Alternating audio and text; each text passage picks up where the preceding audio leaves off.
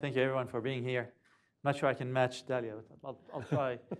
Well, I'll start with my personal story. I'm half Iraqi, half Lebanese, and I grew up in a relatively conservative, not crazy Shia family. And by the time I went to the American University of Beirut, I think exposure just made me reconsider the ideas that I grew up with. Now, mind you, in that part of the world, when you break with your tribe, you go left. Because left is not only secular and not religious, but also Marxist and socialist and communist. So I went in that direction, and to me, it all sounded good and great. One more thing about that direction is that it also claims that it wants democracy. North Korea has the word democracy in its title, if you haven't noticed, or the Soviet Union too. So in my mind, this was secular democracy, everyone is equal. What's there not to like? Now, on top of that, what we had at the time, my peers and myself going, was this huge conspiracy theory about the United States just running everything in the world. And if it's not the US, then it must be Israel. So for example, in Iraq, we thought that the US had installed Saddam to keep the Iraqis under its thumb and repressed and backward. And of course, the US sponsors the Gulf and sponsors everyone. And if you watch Arab media these days, you will see that almost everyone goes on Arabic TV channels. They'll say, yeah, of course, Bibi Netanyahu sponsored Hamas. He was just fattening the cow so that he can just kill all of it. So these things are very common over there. My eyes were opened when America said, okay, we're done with Saddam, we're coming to take him out. And as someone who was forced out of Iraq, my father is from Iraq, and we had to leave so that my dad wouldn't have to serve in the army, the military at the time in the war against Iran.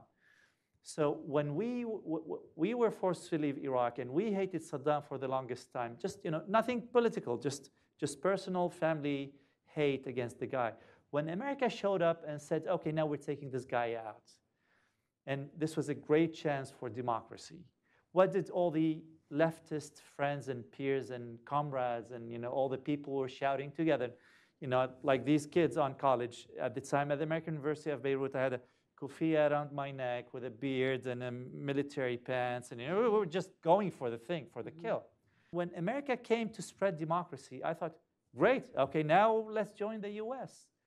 And what everybody else did was that they backed down and they switched. And now they switched the whole argument from fighting for democracy to countering imperialism. Now, all of a sudden, we had an issue with imperialism. And that didn't fly with me. And that was the beginning of my transformation from one side of perception to the other. And this is when I came here, and this was 20 years ago.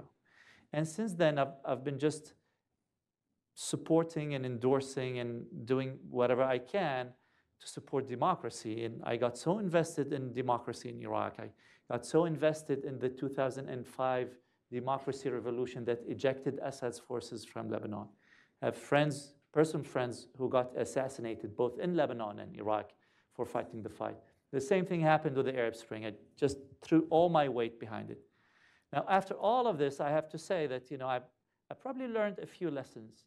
And the number one lesson is that democracy is great, but before we can get this society to cultivate the idea of liberty and the concept of liberty, it will not work. And this is the lesson that I took with me, that I still support democracy, but maybe we shouldn't start with the government. Maybe we should start much lower.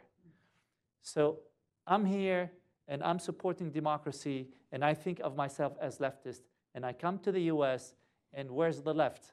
Someone who's a hijabi, like Ilhan Omar. So over here, things get just upside down in my mind. And over here I had to relearn everything. Now, the most important thing that I learned in this country is that whatever you see and hear from Arab Americans is totally different from what you see and hear from Arabs. These are two different organisms, even though they claim that they're one and the same, but they're not at all. And I think this probably started with someone with a high profile like Edward Said, the late professor at Columbia, who made it look as if he talked on behalf of Arabs but he didn't. What you see on college campuses today is an American issue. Now, it's